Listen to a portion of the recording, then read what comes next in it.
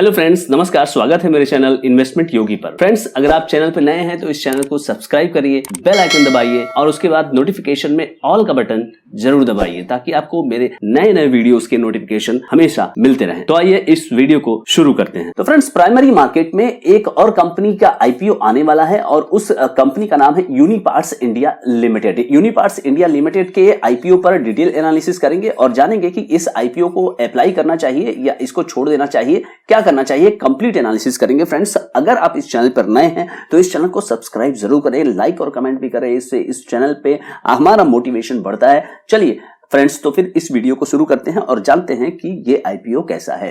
अब फ्रेंड्स, ये कंपनी क्या करती है? ये कंपनी है manufacturer of engineered systems and solutions. काफी सारे कंपोनेंट्स वगैरह ये कंपनी बनाती है जिसका कि इस्तेमाल एग्रीकल्चर सेक्टर के काफी सारे कंपोनेंट्स, मतलब कि आप देखेंगे आगे कि जो प्रोडक्ट्स है उसके अंदर लगता है। अब supplier of systems and components for the of highway market in the agriculture and construction, forestry and mining after market sectors. तो ऑफ मार्केट यानी कि वो रोड जो कि आपका हाईवे नहीं है, उस पर चलने वाले जो भी आपके इक्विपमेंट्स है, जो भी आपके व्हीकल्स वगैरह होती हैं, उससे रिलेटेड इनके कंपोनेंट्स और उससे रिलेटेड इनके प्रोडक्ट्स होते हैं।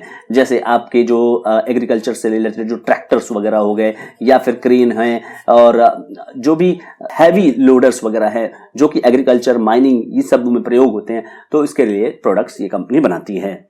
अब इसके अंदर जो आपका वर्टिकल है वो है 3 point linkage system, precision machined parts, power take off, hydraulic cylinders और फैब्रिकेशन। ये आपका जो वर्टिकल है 1, 2, 3, 4 और 5, ये 4 वर्टिकल में कंपनी काम कर रही है। मैन्युफैक्चरिंग फैसिलिटीज की बात करें फ्रेंड्स, तो इनकी 2 मैन्युफैक्चरिंग फैसिलिटीज लुधियाना पंजाब में है, विशाखापट्टनम आंध्र प्रदेश में 1 मैन्युफैक्चरिंग फैसिलिटी है और नोएडा उत्तर प्रदेश में 2 है।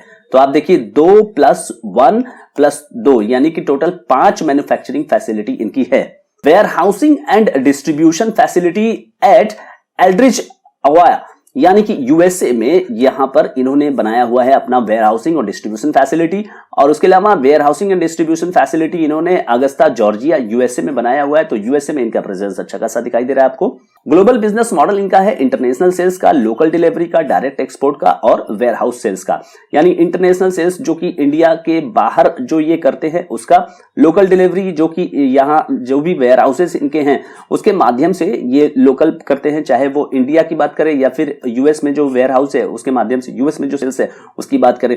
डायरेक्ट एक्सपोर्ट की बात करें तो डायरेक्ट एक्सपोर्ट इंडिया से जो आउटसाइड इंडिया में कर रहे हैं, फ्रॉम इंडिया टू आउटसाइड, उसकी बात कर रहे हैं। और वेयर हाउस सेल्स जहां पर वेयर हाउस है उसके माध्यम से सेल्स को कहा जाता है। अब फ्रेंड्स, इनके बिजनेस मॉडल के समझने के बाद बात करते हैं कुछ फाइनेंशियल्स की। फाइनेंशियल्स में कंपनी कहां पर टिकती है आइए देखते हैं। इसका पहले ईपीएस देख लेते हैं।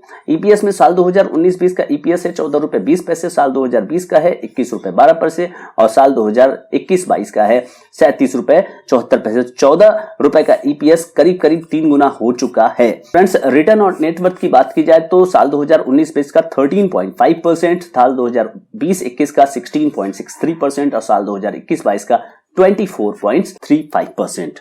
टोटल एसेट्स की बात करें फ्रेंड्स तो साल 2019-20 का जो है 898 करोड़ 75 लाख, साल 2020-21 893 करोड़ 27 लाख, साल 2021-22 1031 करोड़ 18 लाख और जून 2022 तक 1063 करोड़ 51 लाख। यानी कि एसेट्स में थोड़ी थोड़ी आपको वृद्धि होती हुई नजर आ रही है। टोटल रेवेन्यू की बात की जाए फ्रेंड्स तो साल 2019-20 में 938 करोड़ रुपए का सेल्स यहां पे कंपनी ने जनरेट किया और ये बढ़कर 147 करोड़ 69 लाख साल 2020-21 में हो जाता है और उसके बाद 1231 करोड़ साल 2021-22 में हो जाता है। यानी कि 938 करोड़ से सेल्स जो है आपका 1231 करोड़ हुआ 3 साल में और अभी जून के क्वार्टर में 347 करोड़ 76 लाख का सेल्स है। तो सेल्स में आपको कमोवेश एक स्टेबल ग्रोथ यहां पर नजर आ रही है। नेट प्रॉफिट की बात की जाए यानी कि पैट, उसकी पोजीशन क्या है? साल 2019-20 में 62 करोड़ 64 लाख, साल 2020-21 में 93 करोड़ 15 लाख, साल 2021-22 में 166 करोड़ 89 लाख और जून 2022 में 50 करोड़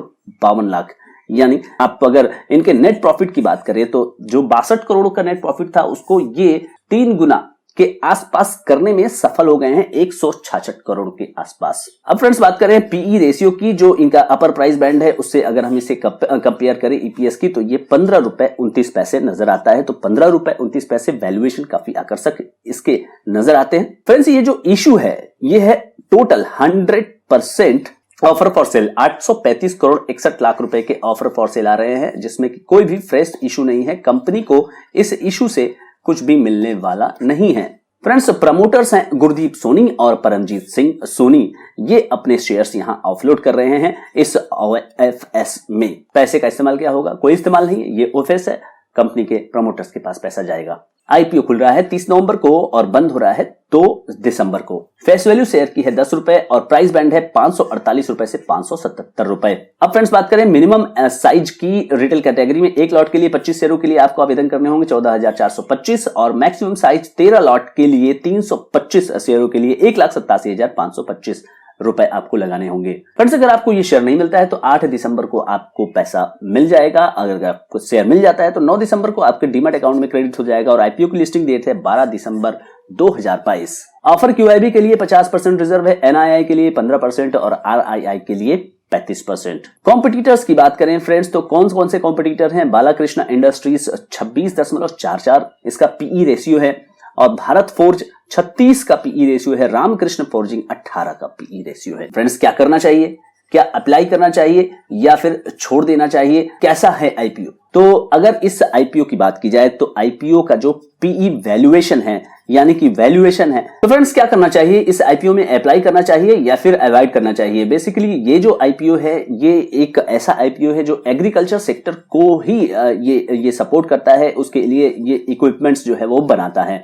इसमें जो अगर सेक्टर की बात की जाए तो सेक्टर जो है वो प्रॉमिसिंग सेक्टर है और धीरे धीरे बढ़ने वाला सेक्टर है, यानी कि आप ये सोचे कि बहुत तेजी से ये ग्रो करने वाला सेक्टर है, तो ये ऐसा नहीं है। आपको स्टेबल ग्रोथ के लिए ये सेक्टर यहां पर मिल जाएगा। आप इसके सेल्स के आंकड़ों से भी ये समझ सकते हैं। कंपनी के फाइनेंशियल्स की बात की जाए तो कंपनी के फाइनेंशियल्स अच्छे हैं और कंपनी ने सेल्स भी अच्छा खासा दे करके यहां पर इसको साबित किया है। अब अगर वैल्यूएशन की बात की जाए तो वैल्यूएशन में कंपनी का जो वैल्यूएशन है इस शेयर का वो 15 के पीई मल्टीपल पे आकर के बैठता है, जो कि इसको एक आकर्षक एक रिलीज यानी इशू बनाता है।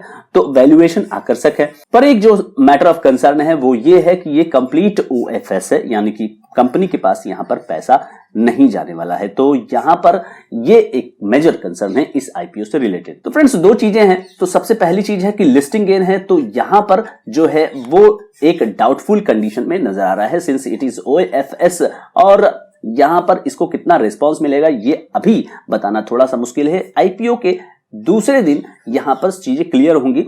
और दूसरी चीज है लॉन्ग टर्म के लिए क्या करना चाहिए। तो लॉन्ग टर्म के लिए इस आईपीओ में आपको जरूर यहां पर विचार करना है चाहिए, क्योंकि 15 के पीई मल्टीपल पर अवेलेबल शेयर है, लेकिन अगर आप थोड़ा सा वेट भी कर सकते हैं तो भी कोई दिक्कत वाली बात यहां पर नहीं होगी। तो मेरे ख्याल से लिस्टिंग गेन छोटा या बिल्कुल कम और लॉन्ग टर्म के लिए एक अच्छी कंपनी है। तो फ्रेंड्स एक बिग अलर्ट है और वो अलर्ट ये है कि ये वीडियो केवल एक एजुकेशन पर्पस के लिए आपके लिए बनाया गया था, ताकि आप ये जान जाए कि ये आईपीओ बाजार में आया हुआ है और ये आईपीओ कैसा है। अगर आपको कोई भी एक्शन लेना है इससे आईपीओ से बेस, तो अपने फाइनेंशियल एडवाइजर से जरूर संपर्क करें। Thank you so much friends I hope ये वीडियो आपको अच्छा लगा होगा। अगर ये वीडियो आपको अच्छा लगा तो इसको लाइक करिए, कमेंट करिए और इस वीडियो को ज्यादा से ज्यादा लोगों तक शेयर करना ना भूलिए। Thank you so much friends.